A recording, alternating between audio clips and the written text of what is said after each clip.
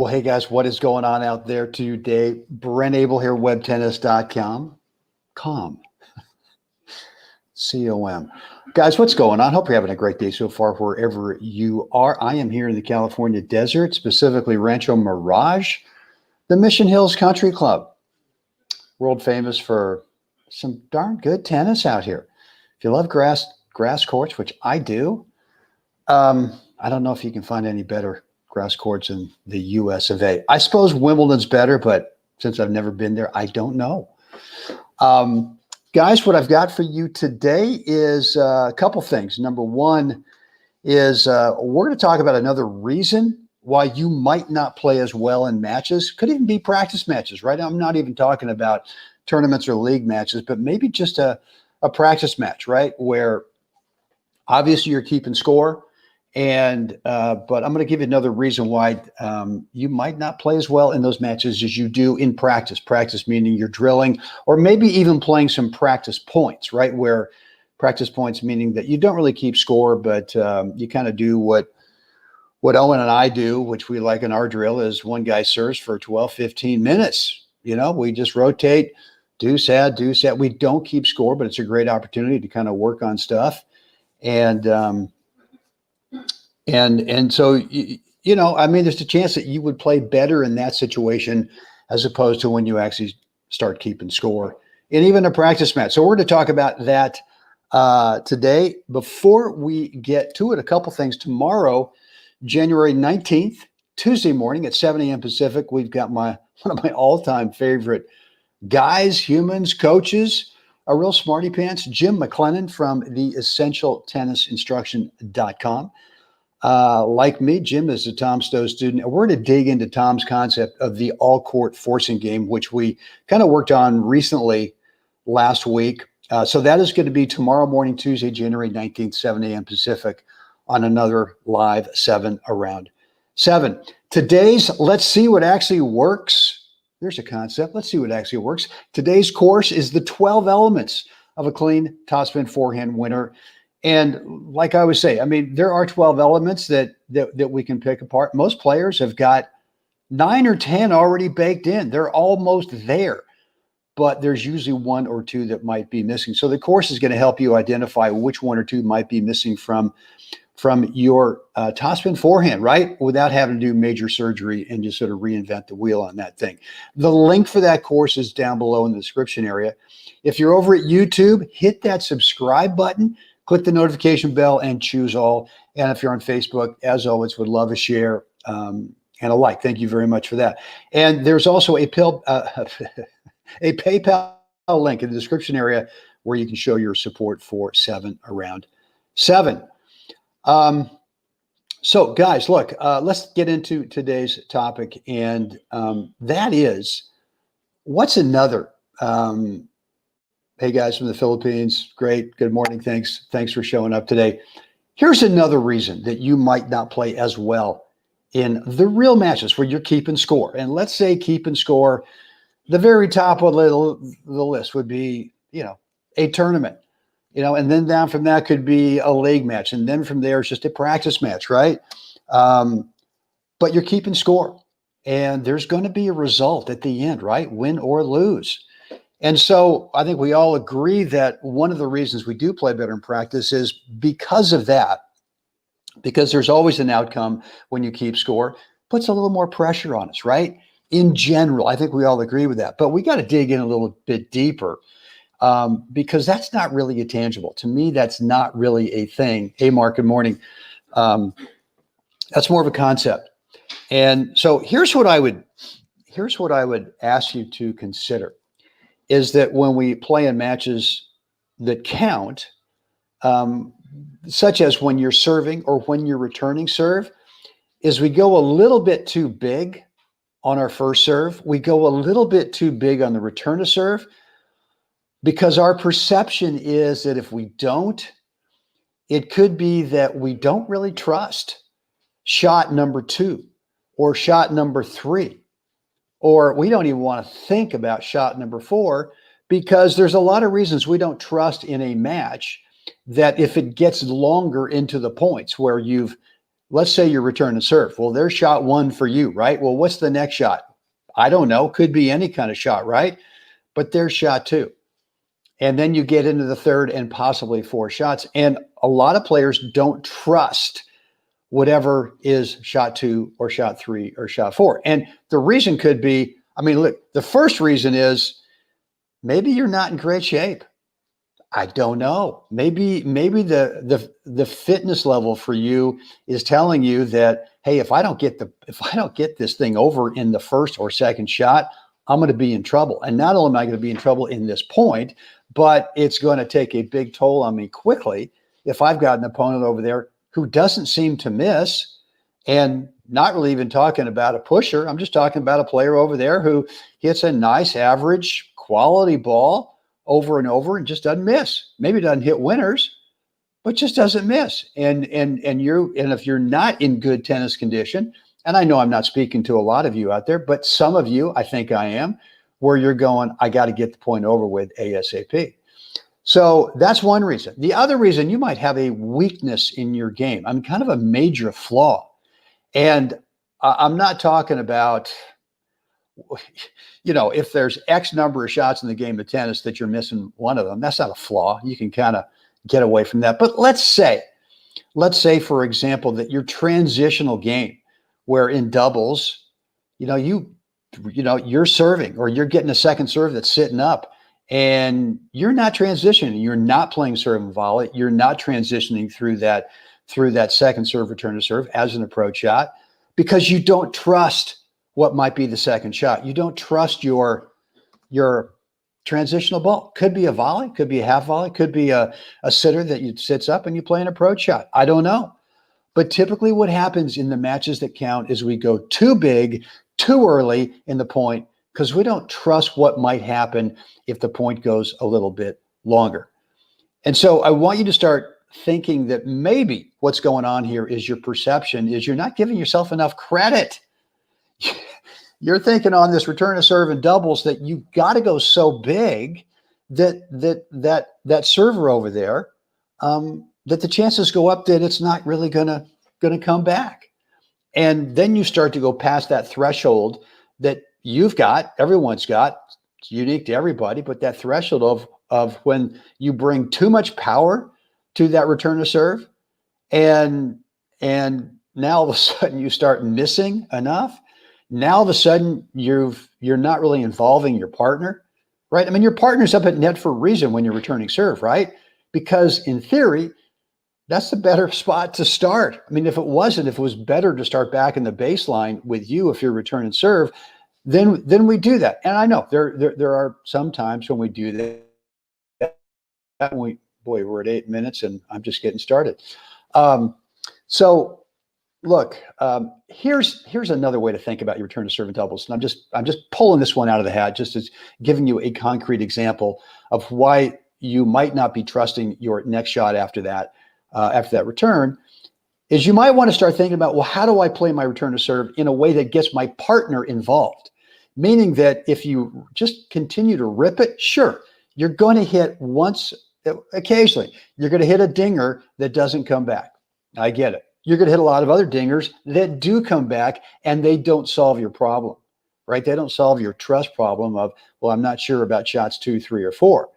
But why not think mentally about, think mentally, it's kind of redundant. Why not take a mindset when you return and serve that your job is to involve your partner. Your job is to hit a shot that, sure, you probably could hit the return bigger than you just did, but you know what? You hit a return, you got it down to the server's feet. You've now enabled your partner to do a little something, maybe pinch the middle, maybe do a little fake poach, maybe poach. I don't know. But just put that pressure on the returner that they're having to deal with a much tougher ball than the 1 out of 10 times when you ding it and it's an outright winner. And okay, I don't have to deal with shots 2, 3, and 4. What does this all mean? Well, I interviewed the great Erica Smith from the Berkeley Tennis Club a couple of years ago. And great meaning that, I think Erica's gold ball count is 20 plus. This girl can play some serious doubles. And I asked her about what's the drill that she does to get ready for a tournament. And for her, it was the classic the classic cross-court doubles drill, just two players. If you're in the deuce court, you serve obviously the deuce court. You guys just play half court, right? But the whole thought there is, hey man, I want to play 3 shots. Serve, come in, transition. That's 2. Come on in and maybe get inside the baseline or on top of it for that third shot and make my third shot. And all you're thinking about is not winning the point in that drill. You're thinking about, I've got to hit 3 shots. And you got to start desensitizing yourself to the fact that if the point goes on longer, that it's a negative. And that you, for whatever reason you've got, again, if it's physical, if it's fitness, that's an easy one to solve. Super easy. That's a total controllable. Get out there. Hit me up if you want some ideas on how to do that, specific for tennis. Just getting in the gym and lifting weights or running long distance, not going to do it. But hit me up if you want some ideas, if you want to get fitter, so that you start to trust. You might have a great forehand, but you know what? That thing breaks down on the second shot because you're out of gas. So you're going big on the serve. You're going big on the return because you don't want to have to deal with shots 2, 3, or 4. So that may be a reason why you are not playing as well in the real deal, in the matches where we keep score, as you do in practice. And so do that drill. Mark's asking, what if you fear that if you play your normal shot, what comes back will be too strong and you're put in trouble? Really? Mark, come on, man. Major Dan, look, your normal shot is got to be, at worst case, put you in neutral. Now, look, there could be an opponent out there that your normal shot to his backhand puts it right in their honeypot. That's just what they want. So let's not give them what they want. If your normal shot is a forehand that doesn't go cross court, I don't know. Maybe you're playing a lefty, and your normal forehand does go cross court to their backhand, but that's what they want. Okay, then we got to change just the direction of that shot. Not give them that shot. Maybe you play a little dropper to the backhand. Maybe they're not so good with the backhand drop shot as they are with the backhand grounding. I don't know.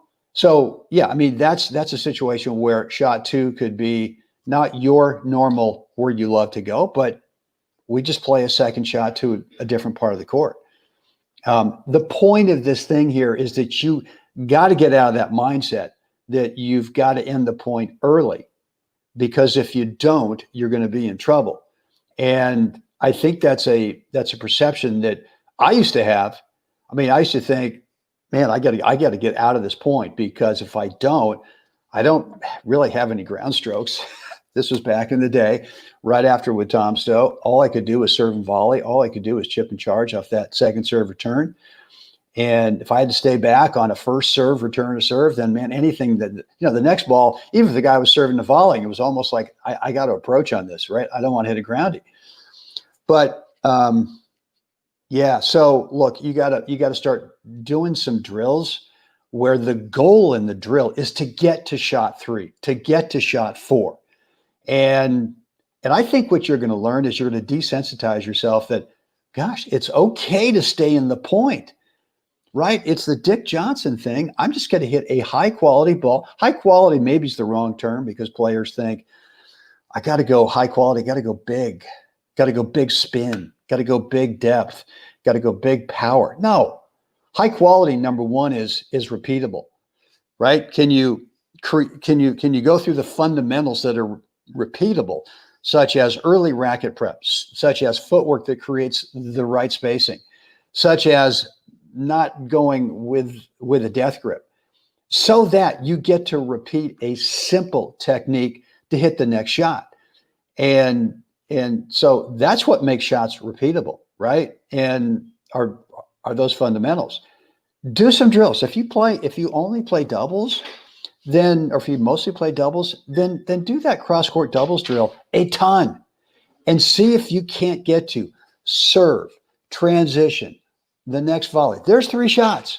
If you can do that and get super consistent with those first 3 shots, you will get over that thing in the real match where you feel that, oh boy, I better I better bang this first serve. Oops, I missed another one. Now I'm screwed. Now I got to go into a second serve, right? And so, well, look, I better hit a big return because I don't want this thing to come back, because I don't know if I can handle it with two guys up there at net and my partner's up at net and I'm back in the baseline. I'm screwed. No, you've got to be able to, if a guy hits a big serve and return it just a clean return, cross court, and you're stuck in the baseline. Okay, what ground stroke could you hit that would not give that serve and volley guy a big time advantage? Couldn't you just take a little backhand and just slide it cross court down low where he doesn't get a shoulder high volley that he can, because you've hit a big forehand or big backhand? Sure, you could slide it in there. Why couldn't you take a little forehand and just kind of roll it, not windshield wipe it and all this garbage? Just roll it down so that you don't give him an advantage. All right, there's shot two. What could you do for the third one if he gets it back to you? Why couldn't you throw a lob in there? It doesn't have to be a winner, but it could be an approach shot type of lob. And again, we're doing this cross court, right?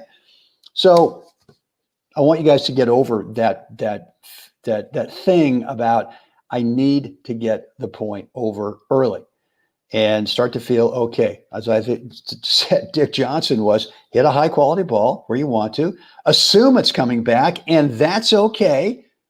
And then we'll take it from there. You have to have that mindset in the matches. And if you don't, you're not going to play as well in matches as you do in the practice sessions. As simple as that. So guys, hope this has helped today. I got to scoot out of here. I'm way past the 7. Coming up on 17 right now. I'm not going to apologize because I think sometimes we need to kind of get into it. Look, quick reminder before I let you guys go. The Let's See What Actually Works course is that topspin forehand winner, the 12 elements, down below. The link's down below in the description area. And look, if I know one thing we talk a lot about is fitness.